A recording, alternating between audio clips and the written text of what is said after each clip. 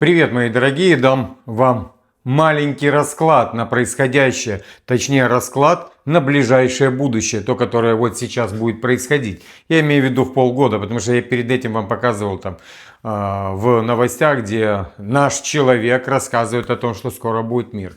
Нет, мира скоро не будет, это точно, потому что вы видите наш этот президент, который уже там катается, потому что знает, что что-то может прилететь жесткое по банковой и его обнулить, катается у всех. И вот они сегодня смотрели, как там летают эти шведские грифены или как их там. Но без разницы. Они уже на 26-й год сказали, что уже там будет что-то. Также французы заявляют о том, что будет войска и все остальное. Давайте разберем то, что сейчас именно происходит и что будет в будущем приблизительно. Скажу сразу же, что сейчас Владимир Владимирович поможет с европейской демографией на увеличение количества украинцев. То есть он будет спасать европейскую демографию от вот этих вот иммигрантов, да, которые приезжают разноцветных и ножами всех тыкают, украинской. Объясню как. Трамп сказал, что есть полгода. Да? Он через полгода посмотрит, что произойдет. Давайте я просто проще разложу. Трамп прекрасно понимает, что за полгода станет хуже только ему. Потому что российский вклад, нефтяной вклад в мировую торговлю имеет большой процент. Это не маленький процент. Надо много времени для того, чтобы его восполнить. Об этом также говорит Путин. Что делает Трамп? Он летит к Си, он рассказывает Си, что он будет там против него какие-то санкции и так далее. Но это будет давление чистой воды для того, чтобы он не помогал Путину. Си же прекрасно понимают, что если уберут Путина, то уберут впоследствии Си. И Трамп также прекрасно понимает, что за полгода для России ничего не изменится, потому что у Китая достаточно денег, чтобы поддерживать российскую экономику. Так как мы видим, весь мир поддерживает украинскую экономику, которой нет, да, грубо говоря. Также и Китай будет поддерживать, причем военную экономику России, чтобы вы понимали, и больше, чем полгода, а ровно столько, чтобы Россия победила. И Китай не раз заявлял, что он будет добиваться того, чтобы Россия победила. И там же у нас и Иран, и Северная Корея. Все будут трудиться на благо войны, на благо победы. Поверьте мне. Но скажу вам, что произойдет за полгода. Где-то через пару месяцев уже начинается небольшой отток украинцев из Украины. Через пару месяцев этот отток увеличится просто до нереальных масштабов. Потому что будет холодно, не будет газа, не будет электричества, и народ будет триматься. Он будет триматься, но постепенно в Европу будет триматься. А в Европе будет утримываться. Понимаете? Да, они там будут затрымываться, даже я бы так сказал. То есть, как сказала Елена Зеленская, что народ наш тримался, и он будет там до последнего украинца держаться до конца войны. Да, он будет, но в Европе. И поверьте, никакая Урсула фон дер Ляйен не закроет границы матерям с детьми, бабушкам и дедушкам. Они все ломанутся туда, потому что никто не захочет замерзать и с голоду подыхать. Поверьте мне. Зеленский думает, что они вот этими там пунктами незламности, консервами, они всем помогут. Это всего лишь временная помощь. А когда все будет на постоянной основе, то уверен, что немного людей захотят спать где-то там в теплых подвалах, да, которые будут там они общаком обогревать какими-то печками, потому что дома этого сделать будет нельзя, и проживать в подвалах, и готовить во дворах, да, или опять же в тех же подвалах. Потому что все эти аккумуляторы и все остальное, их нужно же откуда-то заряжать. И для того, чтобы их откуда-то заряжать, нужно электричество, либо какая-то добыча того же электричества. Те же солнечные панели, или обычные дизель, или бензиновые генераторы, или газовые генераторы. Вот с этим будут сложности, очень большие. Может быть, там в каких-то местах. Но давайте так, в большей массе людям будет не хватать. И в большей массе люди будут думать о своем комфорте. И будут перемещаться западней. А вы знаете, как на Западной Украине любят с Восточной Украины. Отберут до копейки, а потом все, гуляй леса. И будут штурмовать границы. А теперь по поводу мобилизации. Мобилизация повысится. Только потому, что им нужно, ну вот посмотрите, Сырский просто кидает их всех туда, кидает, потому что от него Банковой требует. Это не генерал, это просто человек, который выполняет задачи Банковой. Банковая говорит, всех туда на мясо. И вот они отлавливают, всех отправляют туда на мясо, чтобы эти там стояли насмерть. Они в принципе и стоят насмерть. Да, вот уже знаете там... Третья беговая, они уже отказались выполнять приказы Сырского. Там осталось, я говорил, там 3 километра. Захлопнуть крышку. И все. Это вот в этой всей Покровской агломерации. Там и Мирноград и так далее. Так что, дорогие мои, я скажу, перспективы на ближайшее время не особо интересные. Потому что и по мобилизации будет вылавливать, уже выбивать двери, ловить, хватать, их отправлять туда. Но когда квартиры будут не отапливаться, я думаю, и двери будут выбивать, только уже в пустые квартиры. Люди будут валить. Валить туда, где есть свет, валить туда, где есть тепло, а это на Западе. А Запад, я уже сказал, не будет рад этим гостям. И люди будут текать через границы. Семьи будут текать через границы, идти на программы и так далее.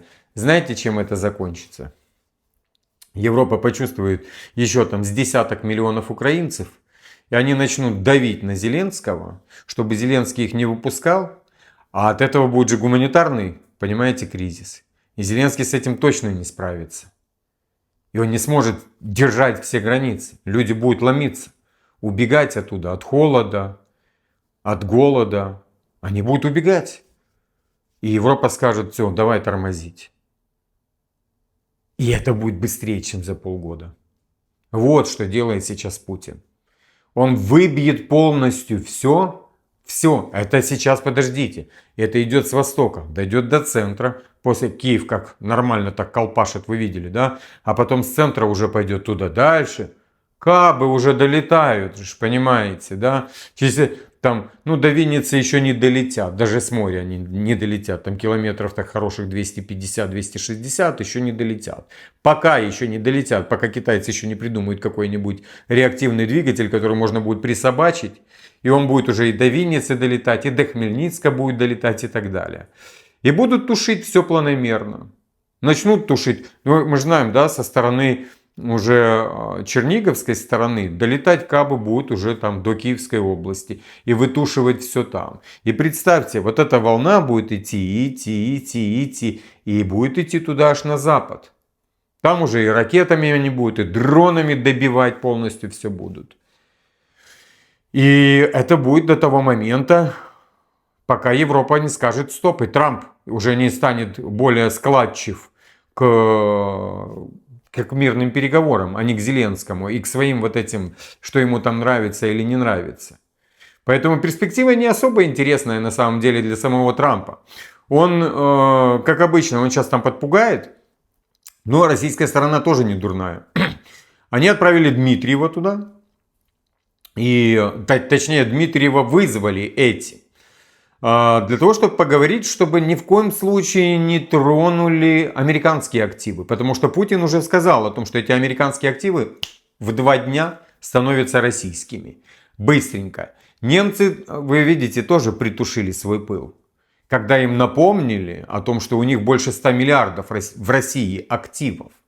И знаете, как есть там среди европейцев паникеры, да, вот как вот бельгийцы. Они прекрасно понимают, что Путин объявит им войну во всех там случаях. Там и теракты будут, и все, что хочешь там будет. Там будет трэш в той Бельгии. И они, конечно, начинают вкладывать всех, кто больше всех хочет распилить эти деньги. Урсуле это похер. Эти калосы эстонские, все вот это вот кал этот эстонский, который оттуда вытянет, это он хочет распилить эти деньги вместе с этой обезьяной зеленой, безграмотной. Знаете, как говорит искусственный интеллект про Зеленского? Человека, как про человека, не знающего истории. Реально, искусственный интеллект говорит, что он не знает истории. Знал бы историю хоть на чуть-чуть, он бы не заводил эту войну. Потому что и в истории очень много всяких прецедентов, вот таким же подобным, как и он. Они ведут в никуда. И многие в этой истории выбегали из этого. Но он не знает истории, он идет на все тяжкие. Но все тяжкие это будет народ Украины, который переберется в Европу. Европа начнет выть. Потому что, ну да, действительно, надо этих людей как-то расселить, потому что они начнут воровать, они начнут грабить, они начнут устраивать трэш. И все. Ну так я знаю, замерзший украинец побежит на юг Европы. Он не побежит на север Европы продолжать мерзнуть дальше. А те же там отменяют уже один за одним эти все санкции. Начнут какая-то здесь расти диаспора, которая не согласна с Зеленским.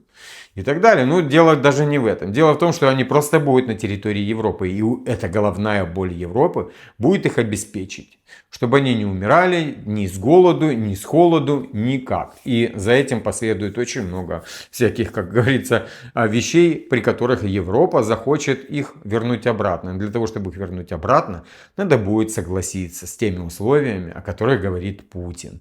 Потому что они не планировали украинцев в полном объеме. И я вам еще больше скажу, что вся Западная Украина побежит сюда. Будет говорить, что к ним там все прилетело. Понимаете, да, как и было. Да? Харьков перебежал во Львов, а Львов убежал в Европу. И хаты сдает харьковчанам. И получает европейскую помощь. Так и Харьков будет в Европе, и Львов будет в Европе, и вся Западная Украина будет в Европе. Вот что произойдет. У Трампа не получится убедить Си. Вот увидите. Не получится. И уже сказал причину. Трамп понимает, что Китай никого не будет слушать. Он думает, что он будет слушать его угрозы и так далее. Я знаю Си, я знаю Путина, я знаю Зеленского. Мы все это слышали уже миллион раз. И ничего, никакого результата. Он просто как тупорылый бежит, не знаю куда, как собака за колесом, которая поймает это колесо и не знает, что делать. Вот что он пытается сделать. Бессент, как этот шакал сраный, вписал эти санкции, а дальше не знает, что делать, потому что эти санкции вернутся обратно. Это, знаете, как взрывной волной пойдут в обратную сторону. Европейцам уже все пофиг, я имею в виду руководство Европы. Скоро и европейцы поднимут, когда сюда украинец хлынет в огромном количестве, а это произойдет совсем скоро. Если они в ближайшее время не сядут за стол переговоров на условиях как раз Путина. Увидите, дорогие мои, сейчас это не по щелчку тушится свет. Все будет тушиться планомерно, планомерность. Смотрите, сейчас шахты бьют ДТЭКа, то есть этого Ахметова. Потому что из шахт как раз и плавят и сталь, да, и опять же свет, электричество и так далее. Отопление, понимаете? Все могут вернуться на угольное отопление. Но бьют везде, полностью бьют. Вот с этого должна была начинаться война, но, как вот говорится, Господь милостив, да, вместе с Путиным. Хотели как-то так. Ну ладно, пришел Рыжий, тоже поверили ему, начали подыгрывать ему, чтобы Рыжий был благосклонен. Но Рыжий пошел в эту банду войны и начал с ними играть в наперсточки. Ну вот сейчас доигрался. Я считаю, что доигрался. Осталось совсем чуть-чуть. Ноябрь в Украине не особо теплый, я вам скажу. Декабрь, январь, февраль и мерзкий март. Потому что там дожди, слякоть и такое вот. 5 месяцев. За почти месяц, даже меньше, чем за месяц, потушили практически весь Восток и добираются до центра. И доберутся, и добьют этот центр. То есть, я так предполагаю, месяца 3 это уже будет долбить Западную Украину. То есть, еще месяц это долбить до центра, и дальше уже будет переходить туда на Западную. И долбить ее. Когда начнут долбить Западную Украину, тогда начнут выть. А уже после того, как начнут выть те Западной Украины, там же и нацики в основном своей. Я понимаю, что там уже Покровска не будет, Купинска не будет. Там уже будут большие проблемы у Зеленского именно в социальной плоскости. Огромные проблемы будут. Там уже не будет стоять минуту молчания, ждать чего-то, кого-то. Молчать. Уже по утрам, в 9 утра молчать уже не будут. А будут нормально. И не с картонками будут уже. А нормально будет вываливать туда, за границу. Так что, дорогие мои, перспектива очень неперспективная для украинцев. Именно для украинцев, дорогие мои. Так что нету полгода. Нету. О чем бы Трамп ни говорил. У Трампа есть и 5 лет, и 10 лет. Он может сидеть себе в теплом овальном кабинете и рассказывать, что там есть у России. Какие-то санкции он сделал. Как Россия обходит эти санкции всегда. Но ФАБы обойти очень тяжело. Понимаете? Там той электростанции, которая стоит статически, тяжело обойти там этот шахед, ФАБ или какую-нибудь ракету Искандер или кинжал. Так что так, дорогие мои, подписываемся, кто не подписан, и я вас всех обнял.